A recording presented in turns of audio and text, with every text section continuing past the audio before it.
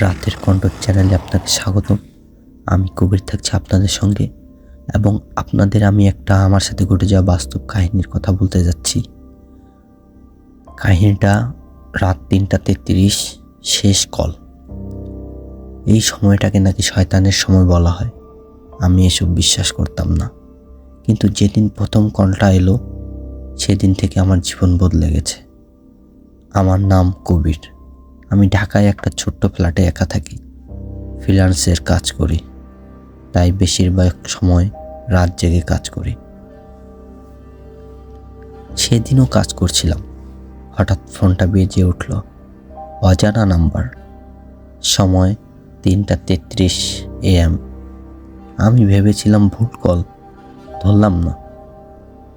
কিন্তু 10 সেকেন্ড পর আবার বাজলো, একই নাম্বার। অদ্ভুত একটা কৌতূহল হলো, রিসিভ করলাম।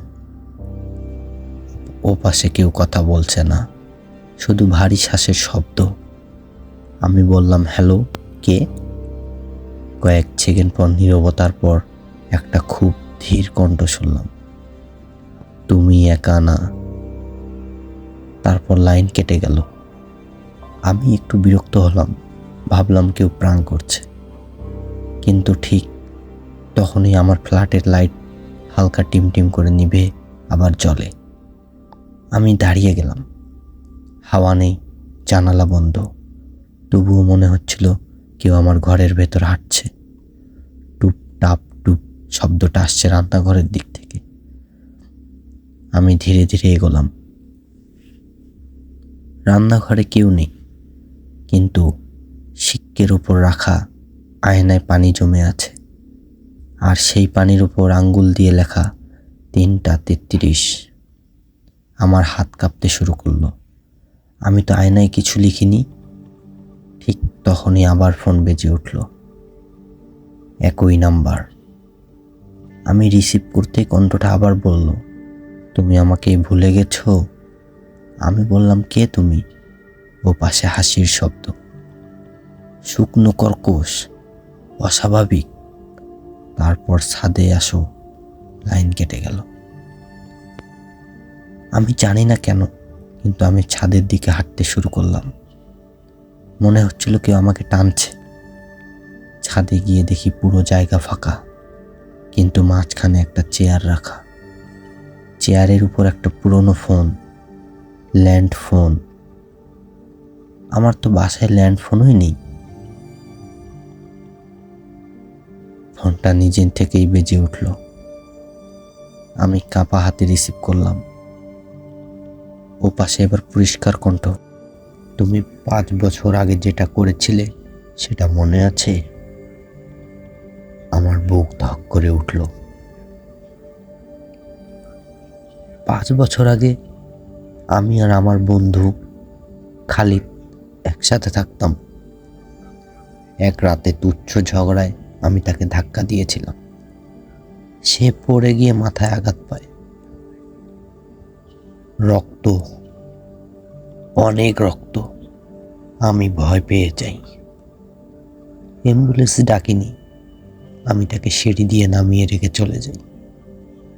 সবাই ভাবে সে দুর্ঘটনায় পড়ে মারা গেছে, কিন্তু আমি জানি আমি তাকে বাঁচাতে পারতাম। আমি বাঁচাইনি। ফোনের ওপাশে কণ্ঠটা বলল, আমি তখনও একা ছিলাম, এখনো একা আছি। আমার পেছনে কারো উপস্থিতি অনুভব করলাম। ধীরে ধীরে ঘুরে দাঁড়ালাম।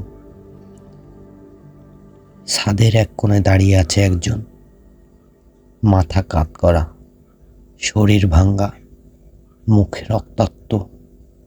সে ধীরে ধীরে সামনে এগোতে লাগলো। আমি পিছিয়ে যাচ্ছি। সে থেমে বলল,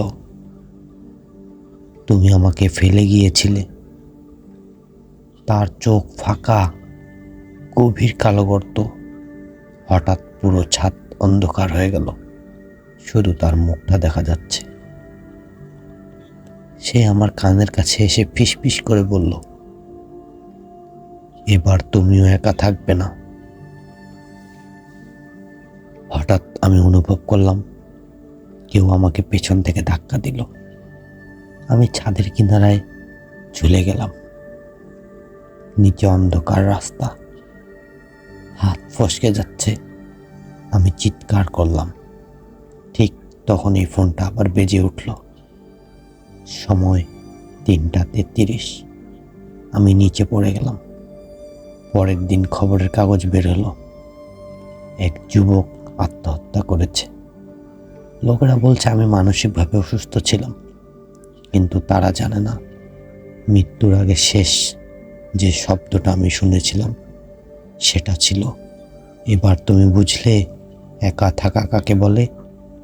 এখন মাঝে মধ্যে রাত 3:33-এ কিছু মানুষ অজানা নাম্বার থেকে ফোন পায়। রিসিভ করলে শুধু একটা কথাই শোনা যায়, তুমি একা না। সবাই ভেবেছিল আমার মৃত্যু আত্মহত্যা, কিন্তু গল্পটা সেখানে শেষ হয়নি। আমার মৃত্যুর 3 দিন পর আমার ফ্ল্যাটে নতুন ভাড়াটিয়া আসে, নাম রফসেন। রফসেন জানতো না আমার এই ফ্ল্যাটে কয়েকদিন আগেই আমি ছাদ থেকে পড়ে মারা গেই। প্রথম রাত সব স্বাভাবিক। দ্বিতীয় রাত 3:33 রফসনের ফোন বেজে উঠল। অজানা নাম্বার। সে বিরক্ত হয়ে রিসিভ করলো। ওপাশে নিঃশ্বাসের শব্দ। তারপর, তুমি একা না। রফসেন হেসে বলল, ভাই ভুল নাম্বার। লাইন কেটে গেল। সে আবার ঘুমাতে গেল। কিন্তু কিছুক্ষণ পর তার মনে হলো ঘরের ভেতরে কেউ দাঁড়িয়ে আছে। সে চোখ খুলে দেখে বিছানার পাশে একটা অবয়ব, মাথা কাত করা, চোখ নেই, ফাঁকা গর্ত। তার গলা শুকিয়ে গেল। সে চিৎকার করতে চাইল, কিন্তু শব্দ বের হলো না। অবয়বটা ধীরে ধীরে তার দিকে ঝুঁকে এসে বলল, তুমি কি জানো আগের জন কি করেছিল? হঠাৎ রফসনের ফোন নিজে নিজে অন হয়ে গেল। স্ক্রিনে একটা ভিডিও চালু হলো। ভিডিওতে দেখা যাচ্ছে কবির ছাদের কিনারায় দাঁড়িয়ে কাঁদছে, আর তার পেছন থেকে দাঁড়িয়ে আছে ভাঙ্গা শরীরের সেই ছায়া। ভিডিওতে কবির বলছে, আমি তাকে ধাক্কা দিয়েছিলাম, আমি বাঁচাইনি। তারপর ভিডিওতে দেখা যায় কবির নিজে লাফ দেয়নি, কেউ তাকে ঠেলে ফেলে দিয়েছে। রফসানের বুকের ভেতর ঠান্ডা একটা ভয় জমে গেল। সে বুঝল এটা আত্মহত্যা ছিল না, এটা ছিল বিচার। হঠাৎ দেয়ালের আয়না কুয়াশা জমতে শুরু করলো। তার উপর ধীরে ধীরে লেখা উঠল, পরবর্তী তুমি। রফসান পেছনে তাকালো, কেউ নেই। আবার আয়নার দিকে তাকাতে সে দেখলো তার পেছন দাঁড়িয়ে আছে দুজন। একজন আমি, আরেকজন খালিদ। দুজনেরই চোখ নেই। তারা একসাথে ফিসফিস করে বলল, আমরা এখন একা না। হঠাৎ পুরো অন্ধকার, শুধু ফোনের আলো জ্বলছে। ফোনে আবার সময় 3:33। একটা নতুন কল আসছে। কলের আইডিতে লেখা আননোন কল। রফসেন কাপা হাতে রিসিভ করলো। ওপাশ থেকে কণ্ঠ, শুধু যারা অপরাধী তারাই কল পায়।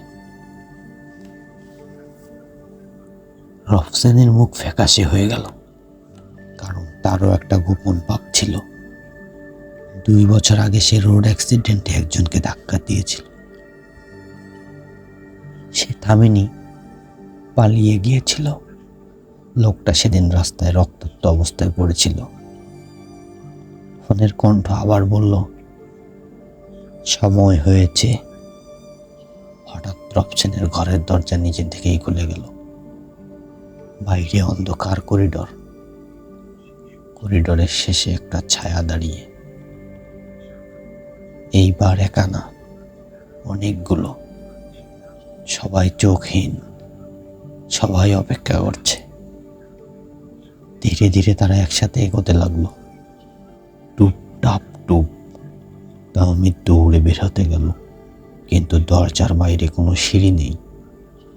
পুরো বিল্ডিং বদলে গেছে, শুধু অন্তহীন অন্ধকার। পেছনে ফিসফিস শব্দ। 3:30, 3:33, 3:33। তারপর হঠাৎ নীরবতা। পরের দিন সকালে বিল্ডিংয়ের লোকেরা দেখে রফসেন নিজের ঘরের ভেতরে মৃত, মুখে আতঙ্কের ছাপ। ফোনের স্ক্রিনে শেষ কলের সময় 3:33। এরপর থেকে শহরের বিভিন্ন জায়গায় মানুষ অদ্ভুতভাবে মারা যেতে থাকে। সবার ফোনে একই সময় কল আসে, 3:33। পুলিশ কোনো নাম্বার ট্রেস করতে পারে না, কারণ কল লগে কোনো নাম্বার থাকে না, শুধু একটা শব্দ লেখা থাকে, সিন। এখনো মাঝরাতে যদি তোমার ফোনে 3:33 বেজে ওঠে আর ওপাশ থেকে কেউ বলে তুমি একা না, তাহলে একবার ভেবে দেখো তোমার অতীতে এমন কিছু আছে কি যার বিচার এখনো বাকি। গল্পটি ভালো লাগলে লাইক করবেন, কমেন্ট করবেন এবং আরও নতুন নতুন গল্প পেতে আমার চ্যানেলটি সাবস্ক্রাইব করে দেবেন। ধন্যবাদ।